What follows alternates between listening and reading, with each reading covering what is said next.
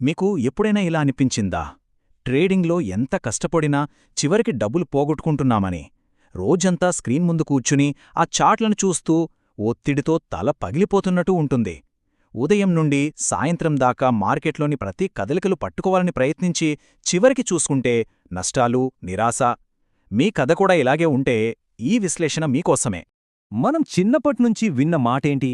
కష్టపడితేనే ఫలితం దక్కుతుందని. కానీ విచిత్రంగా ఫైనాన్షియల్ మార్కెట్లలో ఈ రూల్ పూర్తిగా రివర్స్ అవుతుంది. ఎక్కువ కష్టం, ఎక్కువ టెన్షన్, ఎక్కువ ట్రేడ్లు ఇవన్నీ తరచుగా ఎక్కువ నష్టాలకే దారితీస్తాయి. అసలెందుకిలా జరుగుతుంది? దీని వెనకున్న రహస్యమేంటో ఇప్పుడు తెలుసుకుందాం. సాధారణంగా ట్రేడింగ్ ప్రపంచంలో 2 రకాల వ్యక్తులు ఉంటారు. మొదటివారు హజిల్ ట్రేడర్. వీళ్ళు పొద్దున్నే టెన్షన్తో మొదలుపెట్టి ప్రతి నిమిషం మార్కెట్ను చూస్తూ ప్రతి చిన్న కదలికకు వెంటనే రియాక్ట్ అవుతారు. దీనికి పూర్తి ఆపోజిట్గా లేజీ ట్రేడర్ ఉంటాడు.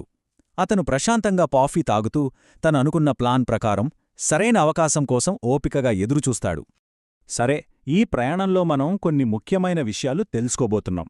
ముందుగా ట్రేడింగ్లో అతిగా కష్టపడటం అనే అపోహ గురించి చూద్దాం. ఆ తర్వాత లేజీ ట్రేడర్ ఎలా ఆలోచిస్తాడో తెలుసుకుందాం. సరైన అవకాశం కోసం ఎలా వెయిట్ చేయాలి, మన ఇమోషన్స్ని ఎలా అదుపులో పెట్టుకోవాలి, ఇంకా చివరిగా బోరింగ్ లాభాలే అసలైన విజయానికి ఎలా దారితీస్తాయో కూడా చూద్దాం. ముందుగా ఈ పెద్ద అపోహ గురించి మాట్లాడుకుందాం. చాలామంది ట్రేడర్లు తాము ఎంత బిజీగా ఉంటే అంత బాగా ట్రేడ్ చేస్తున్నట్టు ఫీలవుతారు. కానీ ఒక విషయం గుర్తుంచుకోండి, మార్కెట్ మన శ్రమను పట్టించుకోదు. మన నిర్ణయాలు ఎంత కరెక్టుగా ఉన్నాయో మాత్రమే చూస్తుంది. సో బిజీగా ఉంటామంటే లాభాలు వస్తున్నట్టు కాదు. చాలాసార్లు అదే నష్టాలకు దారితీస్తుంది. ఇది చాలామంది కొత్త ట్రేడర్ల కథ. ఒక క్లియర్ ప్లాన్ అనేదుండదు. ఎఫ్ఓఎంఓ అంటే ఫియర్ ఆఫ్ మిస్సింగ్ అవుట్. ఏదో అవకాశం చేజారిపోతోందన్న భయంతో ఆవేశంగా దూసుకుపోతున్న స్టాక్ల వెంటపడతారు. ఇది ట్రేడింగ్ కానే కాదు, ఇదొక ఎమోషనల్ గ్యాంబ్లింగ్, లెక్కలు లేకుండా చేసే ఓ ప్రమాదకరమైన పని. అయితే ఈ విషవలయం నుండి బయటపడడమెలా? సమాధానం వినడానికి చాలా సింపుల్గా ఉంటుంది, కాని చాలా పవర్ఫుల్. అదేంటంటే తక్కువ ట్రేడ్ చేసి ఎక్కువ గెలవడం. అంటే నిరంతరం ఏదో ఒకటి చెయ్యాలనే యాక్షన్ మోడ్ నుండి ప్రశాంతంగా, ఓపికగా ఉండే మైండ్ సెట్కి మారడం. అదెలా సాధ్యమో ఇప్పుడు చూద్దాం. ఇక్కడ లేజీ అంటే సోమరితనము అని అస్సలనుకోవద్దు. లేజీ ట్రేడర్ అంటే ఎఫిషియెంట్ ట్రేడర్. అనవసరమైన హడావిడి అంతా పక్కన పెట్టి కేవలం ముఖ్యమైన, ఎక్కువ సక్సెస్ రేట్ ఉన్న అవకాశాల మీద మాత్రమే ఫోకస్ చేసేవాళ్ళు. తక్కువ పనే, కాని దాన్ని 100% పర్ఫెక్ట్గా చేయడం. ఈ పోలిక చూడండి ఎంత అద్భుతంగా ఉందో. ట్రేడింగ్ అంటే ఒక మెషిన్ గన్నర్లాగా గుడ్డిగా 100 బుల్లెట్లు స్ప్రే చేయడం కాదు, ఒక స్నైపర్లా ఉండాలి.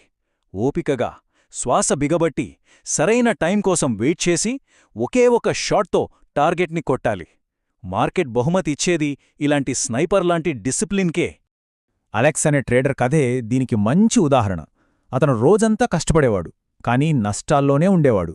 విసిగిపోయి ఒకటే నిర్ణయించుకున్నాడు, తన నియమాలకు కరెక్ట్గా సరిపోతేనే ట్రేడ్ చేస్తాను అని. ఆశ్చర్యంగా ఆ నెలలో కేవలం 4 ట్రేడ్లతో అంతకు ముందు నెలలో చేసిన 50 ఎమోషనల్ ట్రేడ్ల కంటే ఎక్కువ సంపాదించాడు. చూశారా? ఇదే లేజీ మైండ్ సెట్ పవర్. మరి ఈ మైండ్ సెట్ని ప్రాక్టికల్గా ఎలా అప్లై చేయాలి? సింపుల్. మార్కెట్ ఏం చేయబోతోందో ఊహించడం ఆపేసి, ఒకవేళ మార్కెట్ ఫలానా విధంగా ప్రవర్తిస్తే మనం ఏం చెయ్యాలో ముందే ప్లాన్ చేసుకోవాలి. దీన్నే సెటప్ అంటాం. ఎప్పుడు గుర్తుంచుకోండి, ప్రిపరేషన్ అనేది ప్రిడిక్షన్ కంటే చాలా పవర్ఫుల్. ఈ వాక్యాన్ని ఎప్పటికీ గుర్తుంచుకోండి. ఒక ట్రేడర్ అసలైన పని ట్రేడ్ చెయ్యడం కాదు, తన సెటప్ కోసం, సరైన అవకాశం కోసం వేచి ఉండటం. అవును, గంటల తరబడి ఓపికగా ఎదురుచూడటమే అసలైన పని. ఆ ట్రేడ్ బటన్ నొక్కడమనేది జస్ట్ లాస్ట్ స్టెప్ అంతే. మీ సొంత సెటప్ను తయారు చేసుకోవడానికి ఇక్కడ 3 సింపుల్ స్టెప్సున్నాయి. ఫస్ట్, పాత చార్ట్లని బాగా స్టడీ చెయ్యండి. దీనివల్ల మార్కెట్ బిహేవియర్ అర్థమవుతుంది. సెకండ్, ప్రతి ట్రేడ్ను ఒక జర్నల్లో రాయండి. దీనివల్ల మీ తప్పుల నుండి నేర్చుకుని మీ బలాలని గుర్తించవచ్చు. థర్డ్, మీ రూల్స్ని బ్యాక్ టెస్ట్ చెయ్యండి. అంటే మీ స్ట్రాటజీ గతంలో పనిచేసిందా లేదా అని టెస్ట్ చేయడం. ఇది మీ స్ట్రాటజీపై మీకు తిరుగులేని నమ్మకాన్ని ఇస్తుంది. రాబ్ కథ వింటే జర్నలింగ్ ఎంత పవర్ఫుల్లో అర్థమవుతుంది. అతను తన ప్రతి ట్రేడ్ను రాయడం మొదలుపెట్టాక ఒక షాకింగ్ విషయం కనుక్కున్నాడు. తనకి అత్యంత లాభాలు తెచ్చిపెట్టిన ట్రేడ్లన్నీ ఒకే రకమైన ప్యాటర్న్ను ఫాలో అవుతున్నాయి. ఆశ్చర్యకరంగా ఆ విన్నింగ్ ప్యాటర్న్ ఇన్ని రోజులు తను చేసిన వందల అనవసరమైన ట్రేడ్ల మధ్యలో ఎక్కడో దాగి ఉంది. నిజానికి ట్రేడింగ్లో మన అతి పెద్ద శత్రువు మార్కెట్ కాదు, మనమే. మన భయం, మన అత్యాశ. మరి మనల్ని మన బలహీనతల నుండి ఎలా కాపాడుకోవాలి? సమాధానం ఒక్కటే: క్రమశిక్షణ కోసం ఒక పక్కా సిస్టమ్ను నిర్మించుకోవడం. ఇది చాలా ముఖ్యమైన పాయింట్. మనం భయంకరమైన ఒత్తిడిలో ఉన్నప్పుడు మన విల్ పవర్ మీద ఆధారపడలేం. ఎమోషన్స్ని కేవలం సంకల్పబలంతో జయించడమనేది ఆల్మోస్ట్ ఇంపాసిబుల్. కానీ ఒక స్ట్రాంగ్ సిస్టమ్ ఉంటే వాటిని ఖచ్చితంగా అధిగమించవచ్చు. సిస్టమ్స్ మనల్ని మన నుండే కాపాడతాయి. మరి ఆ సిస్టమ్స్ ఎలా ఉంటాయి? ఇక్కడ కొన్ని ఉదాహరణలు. Automated stop loss. మార్కెట్ మీకు వ్యతిరేకంగా వెళ్ళినప్పుడు మీ ఎమోషన్స్ రియాక్ట్ అయ్యేలోపే సిస్టమ్ మిమ్మల్ని కాపాడుతుంది. తర్వాత ఫిక్స్డ్ పొజిషన్ సైజింగ్, అంటే అత్యాశకు పోకుండా ప్రతి ట్రేడ్లోనూ ఒకే పర్సెంటేజ్ రిస్క్ చేయడం. ఇంకా ఇఫ్ దెన్ రూల్స్, అంటే ఒకవేళ మార్కెట్ ఇలా చేస్తే నేనప్పుడు ఇలా చేస్తాను అని ముందే క్లియర్గా డిసైడ్ అవ్వడం. ఇక ఫైనల్గా అసలైన గోల్ గురించి మాట్లాడుకుందాం. ట్రేడింగ్లో సక్సెస్ అంటే థ్రిల్లింగ్ జాక్పాట్లు కొట్టడం కాదు, ప్రశాంతమైన, నిలకడైన లాభాలు సంపాదించడం. ఆ బోరింగ్ ప్రాఫిట్సే నిజమైన సక్సెస్. ఎందుకో ఎప్పుడు చూద్దాం. ఒకసారి ఈ నెంబర్ చూడండి. వారానికి కేవలం 1% లాభం. వినడానికి చాలా చిన్నగా అనిపించవచ్చు, కానీ కాంపౌండింగ్ అనే మ్యాజిక్ వల్ల ఏడాది చివరికి మీ అకౌంట్ దాదాపు 67% పెరిగే అవకాశం ఉంది. ఇదే చిన్న నిలకడైన లాభాల వెనుకున్న అసలైన శక్తి. ఈ రెండింటినీ ఒకసారి పోల్చి చూద్దాం. ఒకవైపు జాక్పాట్ వేటలో విపరీతమైన ఒత్తిడి, నిద్రలేని రాత్రులు, ఇంకా అకౌంట్ మొత్తం పోగొట్టుకునే రిస్క్.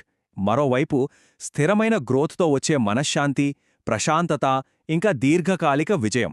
చాయిస్ మీదే. సారా కథ దీనికొక పర్ఫెక్ట్ ఎగ్జాంపుల్. ఆమె ఒక సింగిల్ మదర్.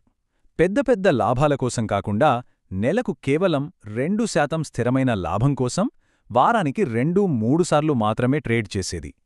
ఈ బోరింగ్ పద్ధతితోనే ఆమె సంపాదించింది డబ్బు మాత్రమే కాదు, తన పిల్లలతో గడపడానికి సమయం, ఇంకా ఒత్తిడి లేని ఒక ప్రశాంతమైన జీవితం. ఇదే కదా నిజమైన విజయమంటే?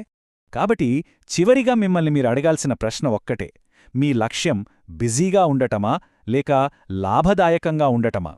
ఈ ప్రశ్నకు మీరిచ్చే సమాధానమే మీ ట్రేడింగ్ భవిష్యత్తును నిర్ణయిస్తుంది.